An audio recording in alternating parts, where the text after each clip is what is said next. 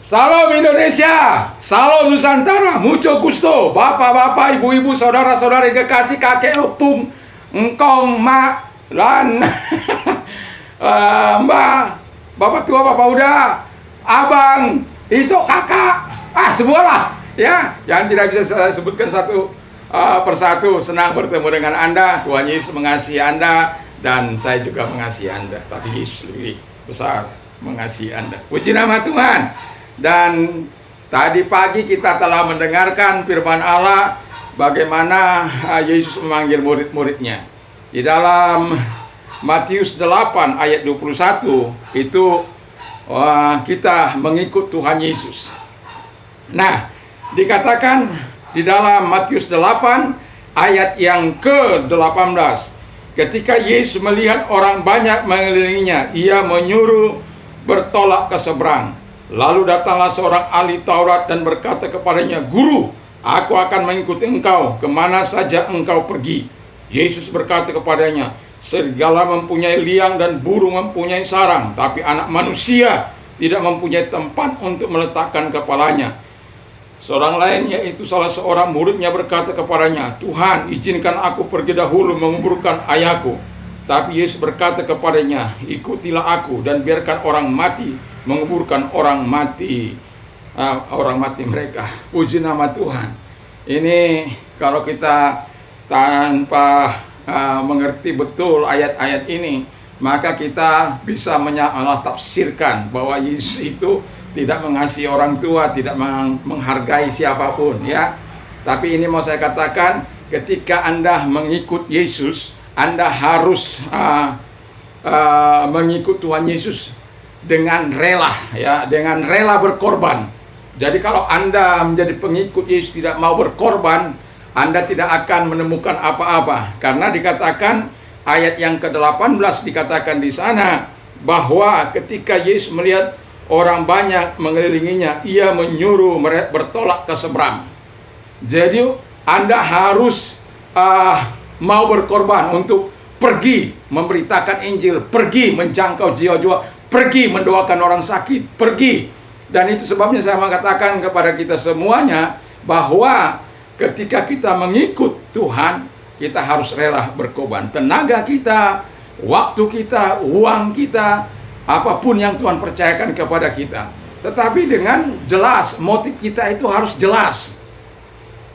Jangan motif untuk mencari keuntungan, memperkaya diri sendiri, jangan.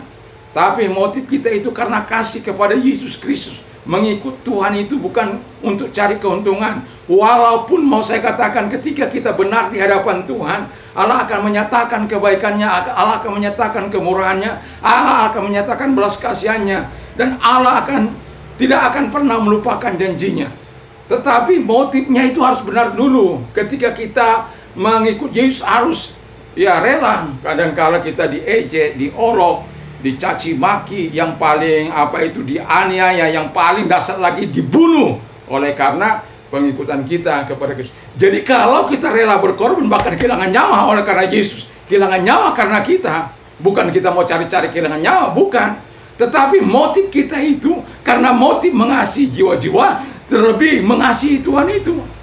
Jadi ketika kita mengikut Tuhan Yesus harus rela berkorban. Nggak bisa tidak. Kalau Anda tidak punya untuk rela berkorban, jangan coba-coba melayani Tuhan. Anda akan cepat kecewa. Makanya Yesus katakan, kalau ada orang dianiaya, ada orang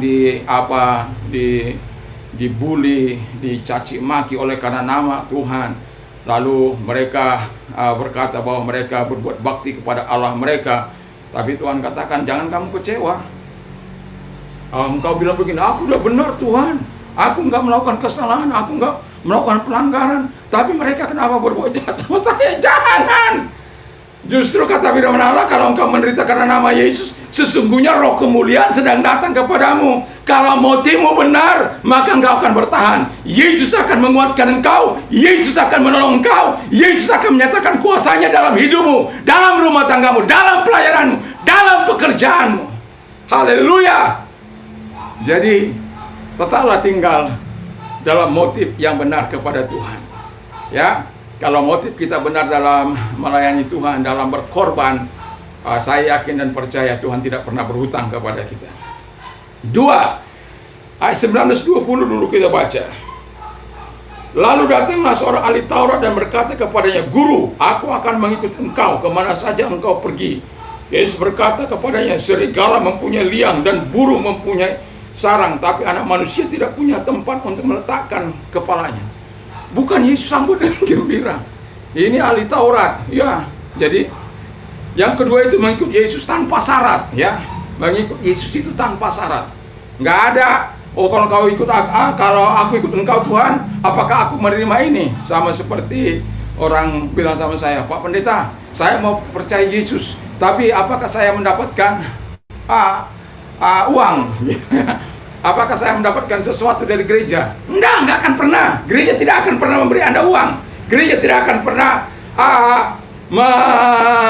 menyogok Anda untuk percaya kepada. Gereja tidak akan pernah dengan cara-cara yang demikian, tidak akan pernah. Tapi kalau engkau betul-betul percaya kepada Tuhan, gereja juga tidak akan pernah tinggal diam. Tapi asal engkau imanmu, kesungguhanmu kepada Tuhan itu sungguh. Gereja dipanggil untuk memang untuk melayani. Gereja ada untuk melayani jiwa-jiwa, melayani orang-orang yang sakit, melayani orang-orang yang terhilang, melayani mereka-mereka yang papah dan lain sebagainya. Jadi gereja memang ada untuk melayani Anda. Puji nama Tuhan. Jadi, tapi jangan Anda tentukan syarat untuk mengikut Yesus. Kalau Yesus menentukan syarat itu bisa. Tapi kalau Anda menentukan syarat supaya Anda, kalau Tuhan berkati saya baru, nggak ada itu, nggak ada. Tanpa syarat, sama dengan ahli Taurat. Itu mujizat besar itu kalau ahli Taurat sampai percaya kepada Yesus.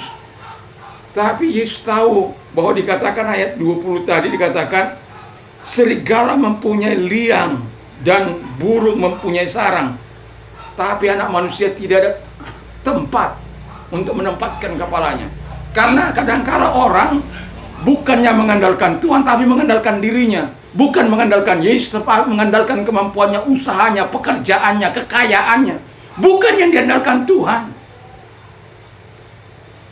Tuhan hanya dibuat jadi jongos, jadi pesuruh, jadi pembantu.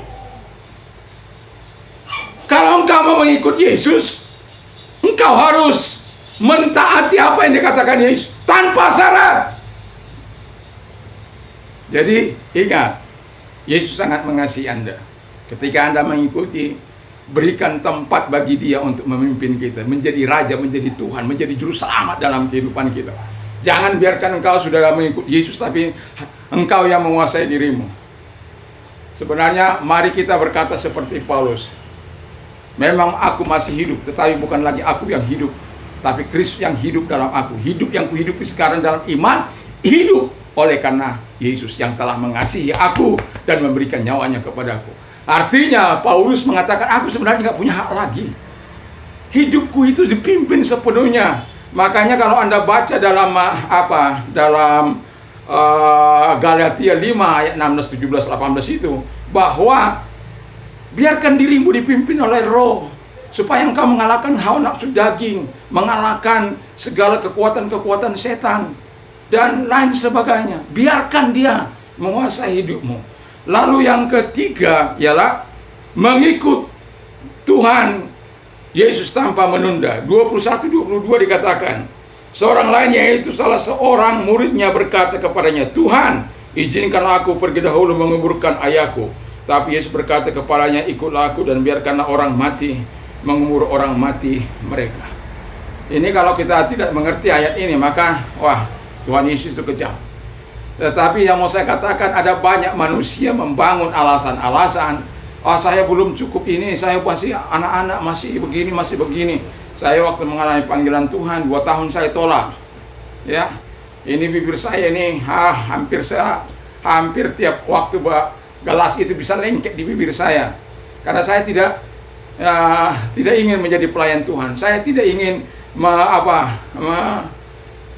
melayani Tuhan, karena saya sadar saya ini orang berdosa. Saya sadar saya nggak akan bisa. Tapi oleh karena kasih karunia, ketika saya menyerahkan hidup saya, Tuhan memenuhi apa yang dikatakannya. Dan itulah sebabnya mau saya katakan, mengikut Yesus tanpa harus menunda-nunda. Kita harus mengikut Yesus dengan rela, ya, dengan rela berkorban. Lalu mengikut Yesus tanpa syarat. Yang ketiga, mengikut Yesus tanpa menunda-nunda. Jadi kalau engkau Tuhan panggil hari ini, jangan keraskan harimu. Itu kata firman Allah. Serahkan diri, serahkan hidup, serahkan keluarga, serahkan semuanya ke dalam tangan Tuhan. Biar Allah yang intervensi dalam hidupmu, dalam keluargamu, dalam usahamu, dalam pekerjaanmu, dalam dirimu. Dan biarkan Tuhan yang berkarya dalam hidupmu. Biarkan Dia menjadi Tuhan dan Juru Selamatmu. Saya seringkali katakan, aku butuh Tuhan dalam semua aspek kehidupan ini. Aku butuh Tuhan dalam kehidupan ini. Aku butuh Tuhan, tidak ada yang lain. Ya, kita harus butuh Tuhan. Supaya apa? Tuhan terus berkarya dalam kehidupan kita. Jadi ketika kita butuh Tuhan, kita akan mengutamakan Dia. Kita akan mengutamakan Yesus itu. Jadi apapun, ketika Tuhan panggil, ya Tuhan aku siap. Makanya ketika ada orang mengatakan, Pak Pendeta bisa melayani, aku siap 24 jam untuk melayani Tuhan. Ya, walaupun kadang-kala ada juga orang yang menipu. Dalam arti kita dipanggil udah jauh-jauh, tapi kemudian orang ternyata nggak ada. Tapi ya itu risiko dalam sebuah pelayanan. Tapi saya mau katakan, mengutamakan Kristus itu jauh lebih. Ketiga, kita dikatakan mengikut Tuhan tanpa menunda. Jadi puji nama Tuhan, kasihi Tuhan lebih dari siapapun juga. Ketika kita mengasihi Tuhan lebih dari siapapun, maka Tuhan akan menyatakan segala kebaikannya dan kemurahannya bagi hidup kita. Percayalah, ketika engkau mengikut Tuhan, Tuhan tidak akan tinggal diam. Ketika engkau sungguh ikhlas mengikut Tuhan dengan kemauan, cara-cara Tuhan, dengan kehendak Tuhan, engkau tidak akan dibiarkannya. Tuhan akan membela engkau. Tuhan akan menyatakan kasih dan kuasanya dalam hidupmu, dalam keluargamu, dalam semua yang apapun yang terlibat dengan engkau. Itu sebabnya mari kita mengikut Yesus dengan motivasi yang benar. Tuhan Yesus memberkati. Mari kita tunduk kepala dan kita berdoa.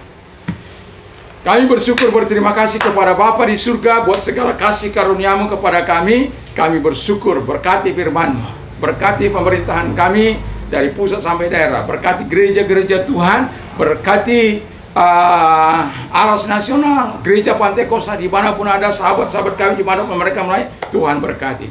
Bagi Anda yang ada di luar sana yang belum menerima Tuhan Yesus sebagai Tuhan dan Juru Selamat, ketika engkau mendengarkan firman Allah ini, saya mau katakan bahwa Yesus sangat mengasihi engkau. Buka hatimu, dan kalau engkau membuka hatimu, izinkan saya berdoa bagimu dalam rangka menerima Yesus sebagai Tuhan dan Juru Selamat. Taruh tanganmu di dada.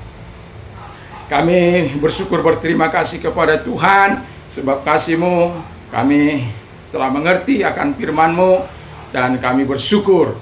Dan secara spesifik saya mau katakan, mari sebutkan, saya adalah orang berdosa, ampuni segala dosa-dosa saya, dan sucikan saya dengan darah-Mu. Saya membuka hati saya untuk Yesus, masuklah menjadi Raja, menjadi Tuhan, di dalam nama Yesus. Aku membuka hatiku ini demi kemuliaan-Mu. Terima kasih Bapa di surga, terima kasih.